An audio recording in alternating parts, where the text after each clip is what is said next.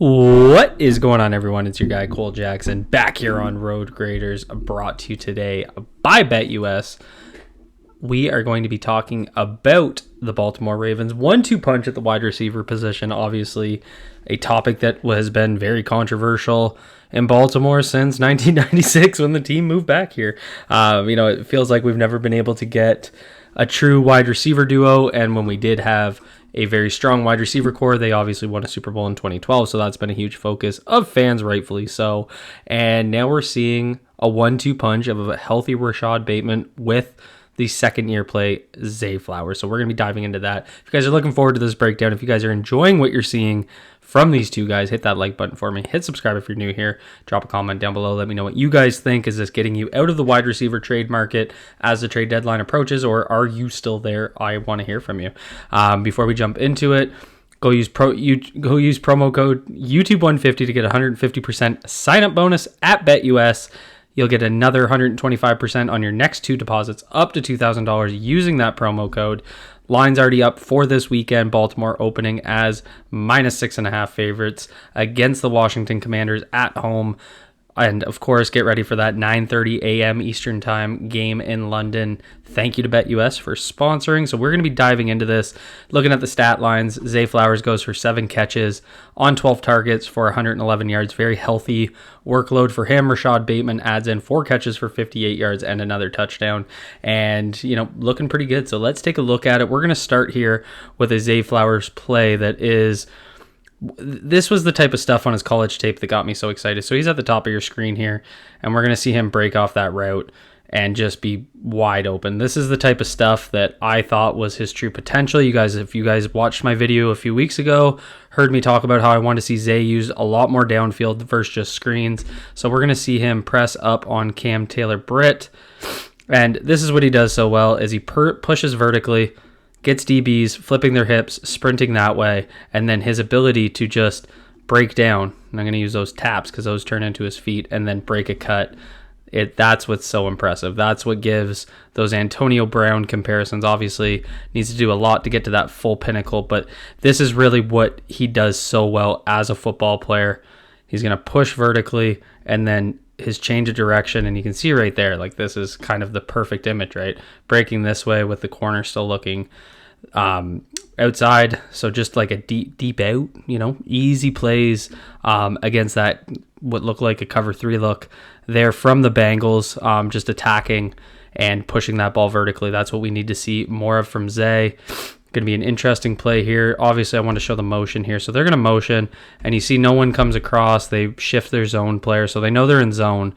This is a good check, and they're going to run a little bit of a screen here, and you're going to see that corner here blitz off the edge, and this is really what kind of mixes up Isaiah Likely on this play. So you can see him. He's fixated on him, and he's got to adjust and block the safety. And with this blitzer coming, this screen out here, we'll go ahead a second or two, this turns into the perfect situation, right? Because we have 3 Ravens out here against 2, and if Zay can hit a hole, that safety has to come across. You're looking at a much bigger gain. But because Likely had to adjust to that safety that's stepping up, I think it threw off his block, and you can see right there, his head's inside when he wants to be outside, creating that hole.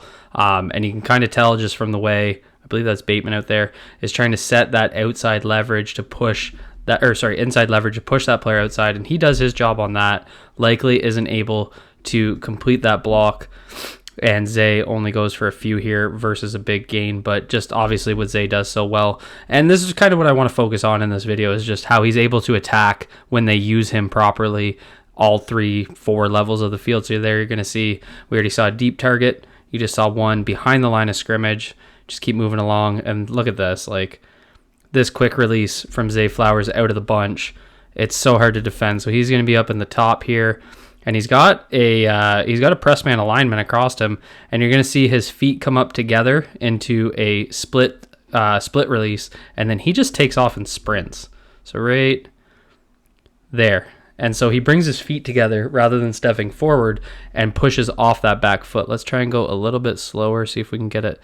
So you see what I mean? So right there, his feet start, his left foot's in front, and then rather than take a step, he's going to do a split release without stepping forward. So rather than that right foot coming up to match the left foot, he drops the left foot back. That maintains the space because he's not taking a step forward. And then he's just going to push off that right foot and sprint out.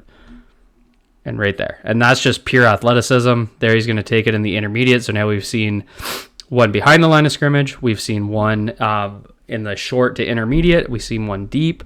So we're seeing Zay Flowers in this game attack all four areas of the field.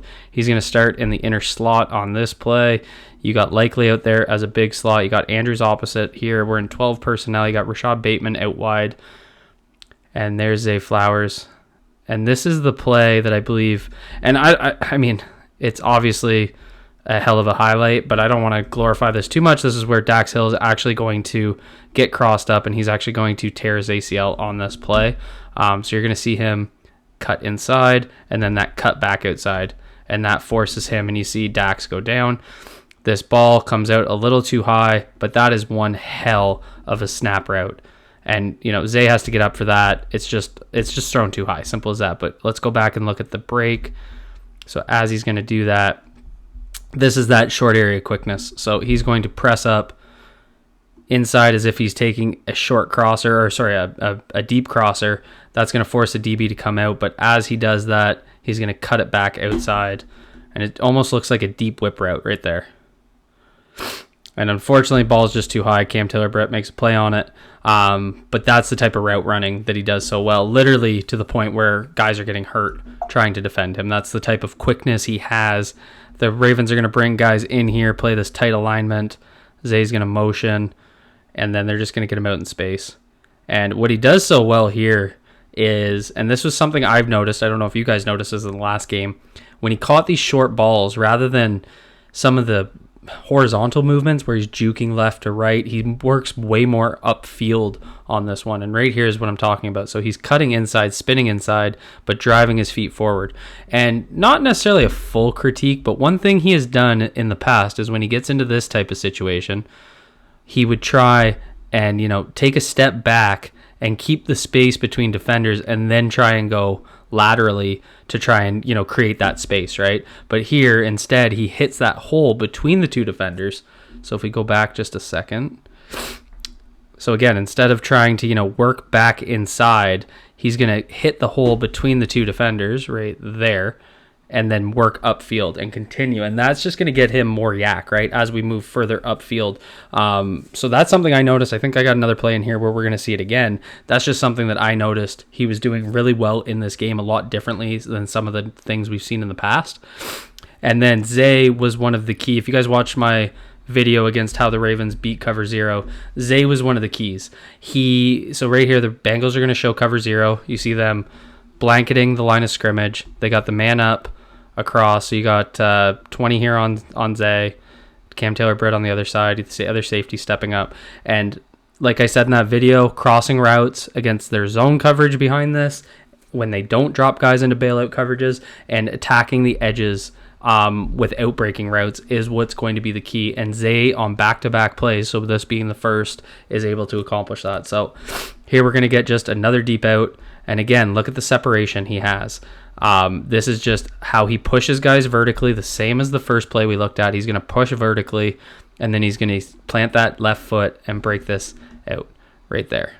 And that change of direction is what creates, 3 yard separation between him and his zone defender. And if you can run this outside against that cover zero look, it's impossible. It's impossible to cover because you're going to have one-on-one coverage. And because you're playing it from cover zero, you can see it right here. We got 1, 2, 3 blanketed deep, but we have no help in behind this. So he has to protect that back, right? So he's got to work his way back. So as long as Zay can press him vertically, it's going to open up all these cutback routes. And you can see right here, one of the unsung heroes in this game, Justice Hill, making a key block. Go focus on that for a second to give Lamar enough time for that deep out route. That's a 13, 14 yard breaking route. So the pass protection has to hold up long enough for that to be able to develop. I think that was actually 17 yards because they were second and 12 on that play. So we're going to see it again here. You see the blend. It's the exact same situation. They're gonna attack. Zay's in the slot here, so he's gonna get another out breaking route. Sorry, Zay's motioning in. He ends up in the slot. He's gonna work inside at the snap. He's gonna work inside and then just crack it out. A little bit less separation on this play, but he makes a nice diving catch. This was a little bit of a lazier cut. You can see right there, he almost takes a false step inside. So not his cleanest route, but makes up for it with the diving catch, getting under that, securing it. They showed it on replay, wondering if he scooped it under, and he definitely did. So again, going for a first down against that cover zero blitz, or against that cover zero look, and making those types of plays, that's what's going to force them to adjust. And I left this in. I have the clip from the other video, so I was just showing how they picked up the protection. So let me skip ahead here, see if we can get that angle of the scoop catch. So you can see right there. And that's what he did so well in this play, if we can get it to the right point, because he's just outside of our frame. So we can't quite see it, but his hands are underneath right here. And then as he does that, he rolls onto his back. And that just secures it for him, right? Rather than trying to bobble it, risking it being at the down on the turf as he's trying to scoop under. He just takes care of it in a very clean, simple way. Keep working here.